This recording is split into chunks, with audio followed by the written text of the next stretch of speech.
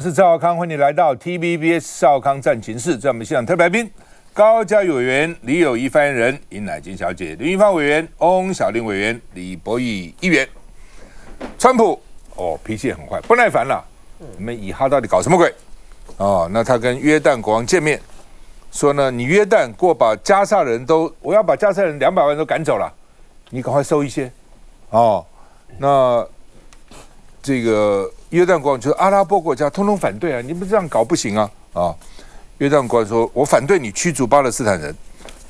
那另外呢，说呢，他们两个因为是约旦国王到美国去见川普的，说他坐立难安，明显坐立难安，因为川普就在这施压，而且约旦是拿美国的援助的，那现在川普就用这个来威胁你啊！这个约旦本来跟美国关系是不错的，非常好。那另外呢，这个埃及说要重提一个重建计划，但是呢，不能够强迫把巴勒斯坦人迁走。那另外呢，联合国评估过加沙走廊如果呢要重建，至少需要1.74兆台币，就是531亿4200万美元，要非常多的钱啊。那这钱谁出啊？那乌克兰的重建钱谁出啊？那基本上呢，这个美国发觉这是做生意的大好机会啊，可以赚进大把的银子那巴勒斯坦原来在1948年打完这个以色列跟阿拉伯国家的战争以后呢，难民就四处逃散了啦。约旦已经安置了239万的难民呢，有239万的这个难民已经跑到约旦去了，就在过去这几十年。然后呢，埃及留在加沙的160万人了然后呢，这个到黎巴嫩的49万，到这个叙利亚的58万然后在约旦河西岸的91万所以基本上各地都已经容纳了很多这个难民了。你现在再把他们赶走，这些国家快昏了。这些难民已经这过去几十年给他们带来很多的困扰了你还要再来那但是呢，以哈战争到底停不停，现在不一定。哈马斯呢说，因为以色列没有真的这个停火，所以我呢礼拜六呢这个不能全部把人放掉。那这个但是呢，这以色列总理说，你礼拜六不把人放掉，我就要开火了要继续打你。那哈马斯说呢，然后呢，川普也说，礼拜六不放人，这个你会变成一个地狱之火，把你们烧死哈马斯说呢，你用语言威胁有什么意思呢？你来啊，威胁继续威胁啊。那另外呢，对乌克兰，川普说，乌克兰有可能变成俄罗斯的也不可能，也有可能。你讲这什么话呢？而且呢说我美国到现在为止已经支援你乌克兰3000亿美金了，现在这个一报还一报，你拿出5000亿美金的稀土来给我，他算旧账，5000亿美金的稀土。他说乌克兰有钛、铀、铁、锰、锂所以呢有很多的这个物资，所以呢你拿钱来换。那泽伦斯基也同意说我们资源很多也可以报答你而且呢泽伦斯基现在也松口了，说他预备跟俄罗斯用领土换领土他说俄罗斯提出来嘛到底你可以还我什么领土然后呢这个来跟你换，因为有一部分原来俄罗斯占的被乌克兰反占回去然后乌克兰也去占了俄罗斯一些地方但是呢到底怎么放不知道。俄罗斯放了一个美国公民，所以这个美国公民呢是带着医药性大麻到了这个俄罗斯去被抓了，判了14年。那俄罗斯现在把他放了，白宫说这是有善意有善意。墨西哥湾改成美国湾 ，Google 就先改了，看到没有？这边已经叫做 Gulf America 然后呢，苹果也跟进了，但是呢，这个美联社还是有一个记者发文，还是用墨西哥湾，白宫生气了。川普说，你不给我改以后，你不准进白宫来采访。那这个美联社就很气那么大的通讯社，说你这违反宪法修正案而且违反这个言论自由那是白宫管你的，不给你来就不给你来，所以不给你进入椭圆式办公室采访。我们看一下。Mr. President, are you confident the king will back your plan for the Palestinian people? 当着约旦国王阿布杜拉2世的面，川普又是这101招强人政治。Sir, is Saturday still your deadline for Hamas? few words and thank you very much. 约旦国王这趟到美国白宫见川普，就是要谈加萨的重建方案。川普重申，美国要接管加萨，又不一定要花钱买。No reason to buy. There is nothing to buy. It's Gaza. It's a war-torn area. We're going to take it. We're going to hold it. We're going to cherish it. And Mr. President, take it under what authority? It is sovereign territory. Under the U.S. authority. 川普要把加萨重建成中东的蔚蓝海岸，得先埃及跟约旦点头接收200多万的加萨人。We're moving them to a beautiful location where they have new homes. 川普杀球，约旦国王也很清楚，没有必要现在接球啦。You want to see the U.S. own the Gaza Strip? Well, I think let's wait until the Egyptians can come and present to the president and not get ahead of ourselves. 这颗钉子有点软，只是现在加萨连停火协议都是摇摇欲坠。川普威胁哈马斯，若是周6不照计划释放下一波人质的话，这准备面临地狱降临。אם חמאס לא יחזיר את חטופינו עד שבת בצהריים, הפסקת האש תיפסק וצה"ל יחזור ללחימה עצימה עד להכרעה סופית של החמאס. 以色列现在有川普当靠山，要是哈马斯真的不放人，等于给了以色列重启军事行动的借口。来，欧委员怎么看？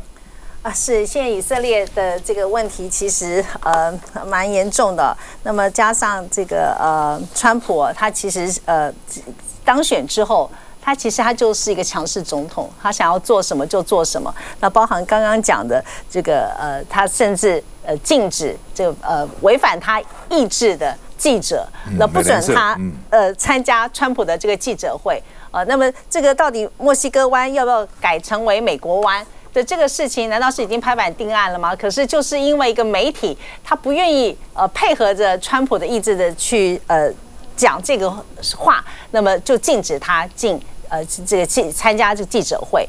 那么包含像是这个俄罗斯跟乌克兰之间的问题也是啊。我认为其实川普应该在后面还是扮演很重要的角色。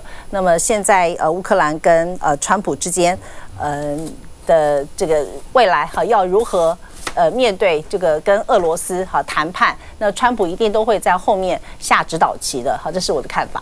好，那这 Google 也很贼了哈。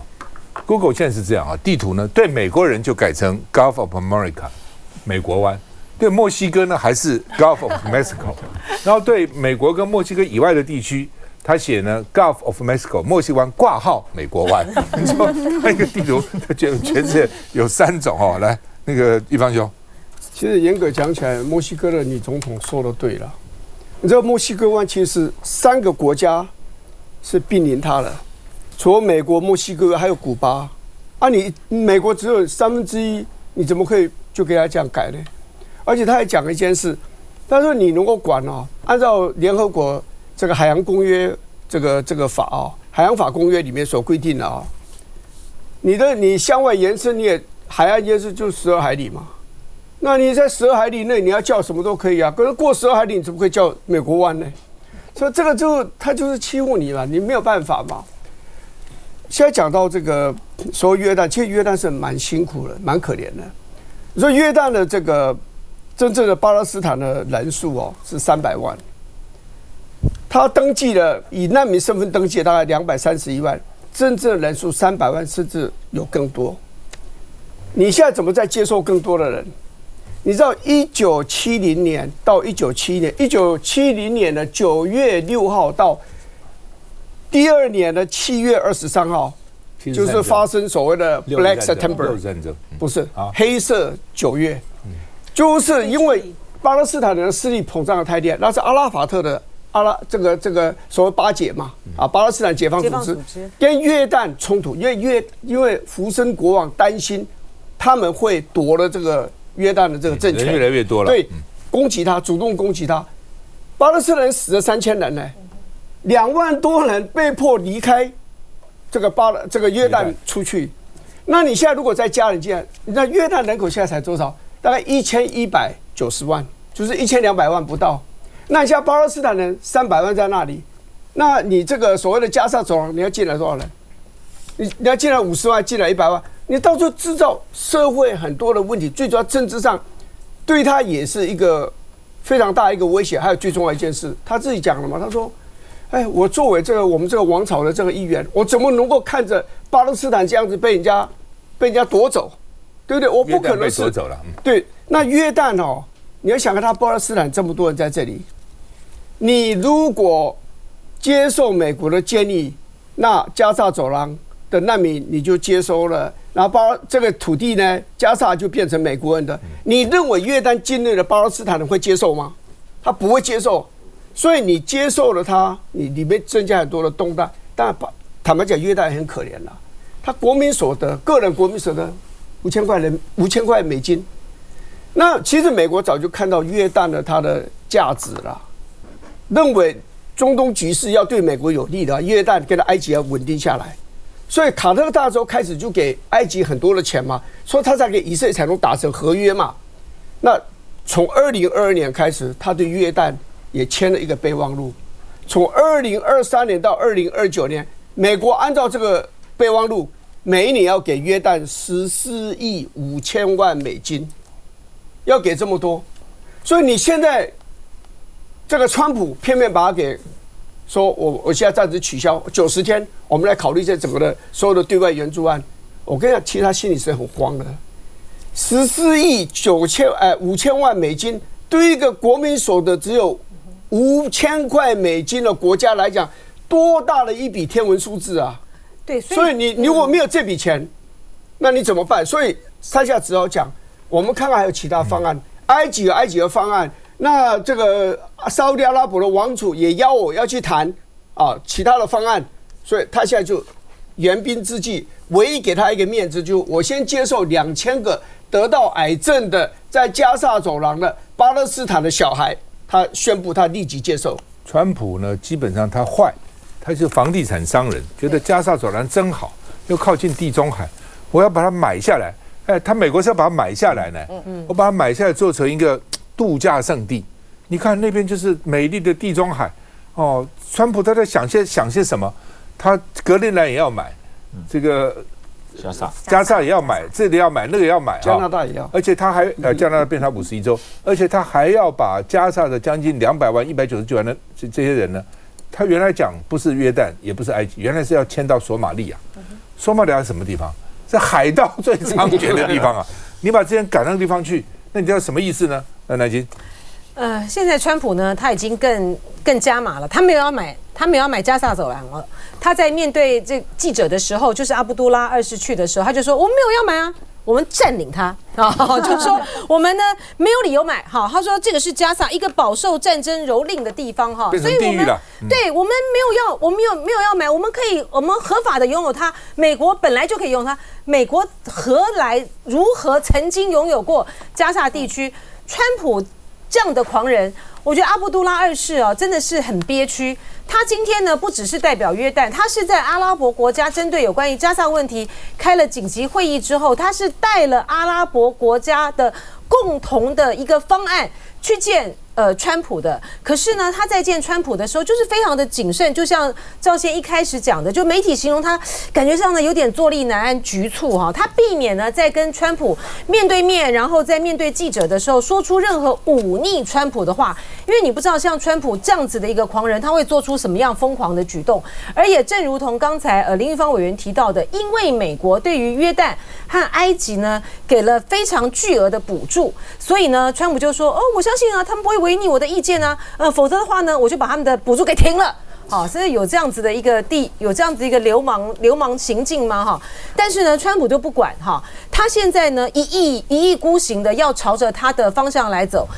在阿拉伯国家都反对的这个情形之下，他就算硬要走这个计划呢，但我觉得不会那么的顺利。他重大的变数呢，就产生于说，在这个周末以前，如果说哈马斯没有如川普的要求哈，就是你要归还要还所有的这个人质，然后的话，那这样子不但是加沙地区要重新陷入战火，这对川普来讲，他就是把这个地区的人民呢视如草芥嘛，他才会那么轻易的就说出来说这是如地狱般的景象。如果再陷入战火的话，我觉得到后来，不管是阿拉伯国家也好，或是哈马斯也好，想要去主导这个加沙地区的未来，就是难上加难了。他这个白人至上主义在作祟了，休息一下再回来。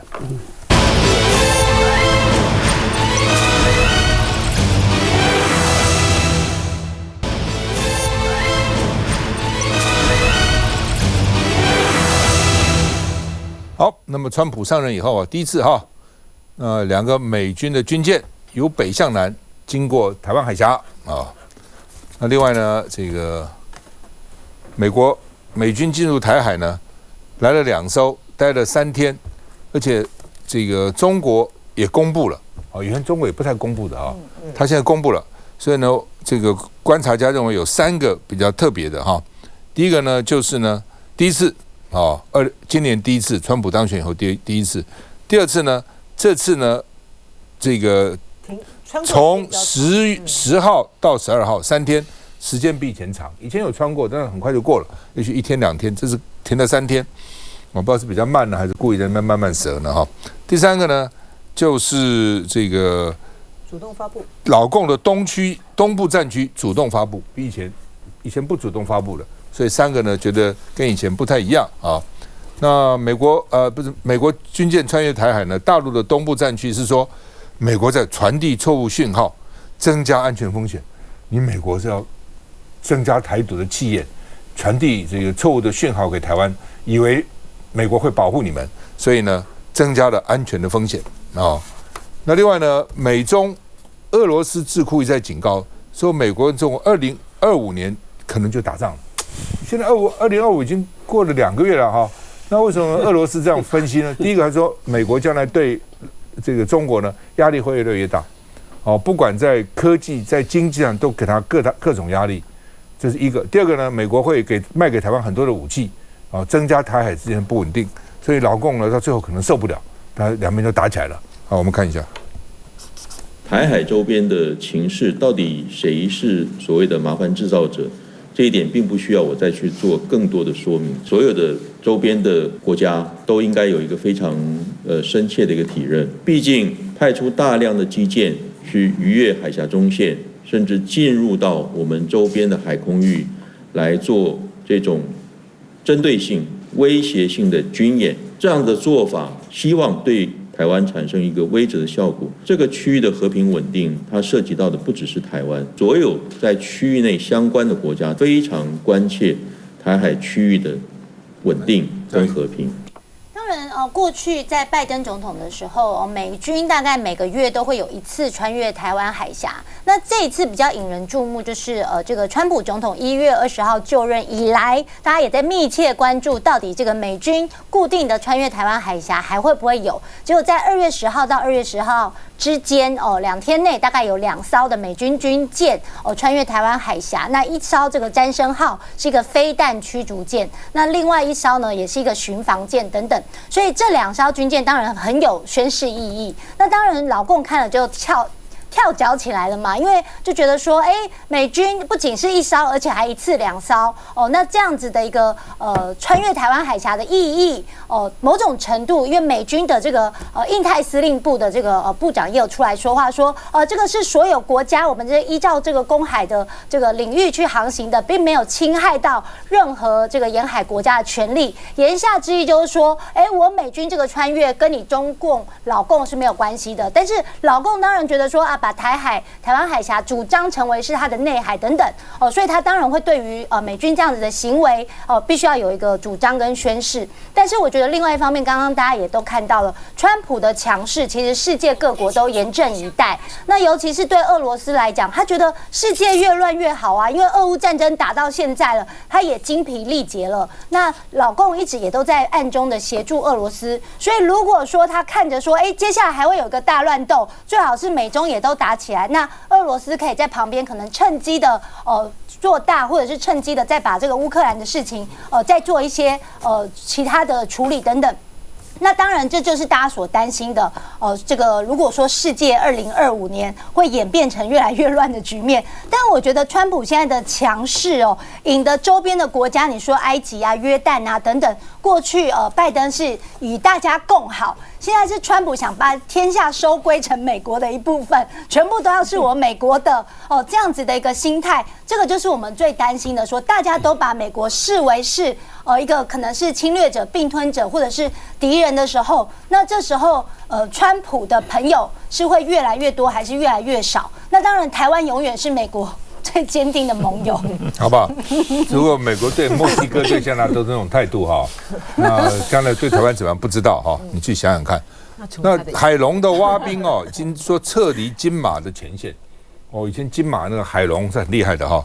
陆军澄清说，我们是兵力重新哦，这个兵力呢叫这个新重镇啊。什么叫兵力新重镇？澎湖，他们都退到澎湖去，说看起来已经往后退一点了哦。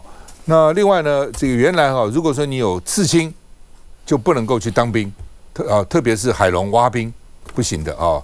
但是现在陆军也开放了，因为找不到人了，管你刺什么，你来吧啊，刺青也可以来了。我们看一下。海龙王兵全副武装在金门海边进行最严苛训练，唯有走过硬汉路，才称得上真正的海龙蛙兵。有着水鬼称号的海龙王兵，主要是执行水下突击、暗记渗透，甚至反特工作战的精锐部队。但未来金马的水鬼们，可能大多都要移转到澎湖，因为解放军的武器装备进化，不需经过金马就能直接进攻台湾。为因应台海作战形态改变，马祖现有一个排的蛙兵可能全部裁撤，而金门的营部将只留下除训队，其余将全部移往澎湖。而兵力的移转和美方这支部队也有关系。由于身份敏感，美国的海豹部队一直以来都在澎湖而非金马协训我特种部队。未来水鬼移师澎湖就不需要在劳师动众进行移训，但看在曾是蛙兵的立委眼中，却万万不可行。回到本岛的这种守师状态的这种部队的一个部署部件，那它应该是要去强化本岛，而不是用这样子调动的方式，那并没有办法发挥整体的战力。因应敌情威胁，国军的整体战略也与时俱进。那不易，现在当兵蛮有感的、我那时候是宪兵啊，我还记得那时候宪兵挑选的时候，我们是要穿个短裤，然后站在那边，第一个身高要够，然后他要检查你身上没有刺青，然后还要做基本的家世背景调查，判你有没有什么一些不好的背景，因为他可能要守护的是不管是总统、副总统之类所有很重要的勤务，但没想到现在，当然了，你说大幅的开放了或取消很多的限制，我觉得当然没有办法，因为现在的这个志愿役人数不足嘛。但有一个让我非常惊讶，是宪兵211营，大家知道是什么吗？号称天下第一营，他守护了就是总统府。因为我当宪兵的时候，我是在202指挥部的军官排，那211营是我下属单位。前阵子不是还发生事情了吗？对，他就是有一些不好的事情。对对对，那时候211营那个时候我还记得很清楚，虽然他非常辛苦，站哨永远站不完啊，但是想去的人都把它当作是种光荣啊，因为能够站在那边，代表了我就是宪兵是国家的光荣。那个时候我还记得非常清楚，大家都说宪兵太多要裁撤，把宪兵降低，就没想到我现在看一下资料啊，编宪比不足80%的单位居然有211营在里面了、就连天下第一营这么重要，总统府门口站的宪兵都招不到人啊，这个状况我觉得非常的严重啊，已经不再只是单纯的我们国军志愿役足不足的问题。而是想要做这些重要的位置，甚至连有光荣感位置的宪兵都招不到足够的人了。这接下来对于整个国家，不要说打仗了，连整个内部当兵的士气跟招生都会有很大的问题啊！这赖政府必须要好好想清楚啊！好像马英九以前当总统吃饭就跟他们一起开火这样。对，以前吃他们的餐这样。没错，以前宪兵周美青他住家里。他因为就常常都一个人嘛，那他就是跟在官邸的这些宪兵啊，还有这些安全人员，就军人啊，就一起吃。马英九在总统府有时候请一些学者啊，什么都吃这个东西啊。没错，因为其实第一个，他们这些宪兵也知道，他们吃的伙食其实比较好，因为他们的压力很大，大锅饭，对，有时候还会帮他们加一些菜或什么，因为大家知道他们宪兵之前的所谓的站哨，那站到累死你啊，那是不能够动啊。以前你去看总统府在门口那几个。一站了几个小时动都不动的，所以现在这种情况连这种人都找不到，那你何况其他更多比较偏远的单位呢？所以我说现在的状况非常的糟糕。当兵当然很多的方式说可以给他更好的福利，给他更多的照顾，但是我讲个重点，军人必须要有荣耀感，你必须要给他，这非常重要，要让民众认为当兵是光荣的，是光宗耀祖，愿意为国家付出的，才能够召更多人来当兵嘛。但现在军人在台湾的地位，我老实讲了，常常在绿营执政之下地位非常低啊，有事找你出来，没事就觉得你不需要，一直不停的裁撤，一直不停的缩编，这种下去真的是恶性循环，对整个国家、对整个国防都是非常大的伤害。那时候还被讲米虫嘛，对啊。休息一下再回来。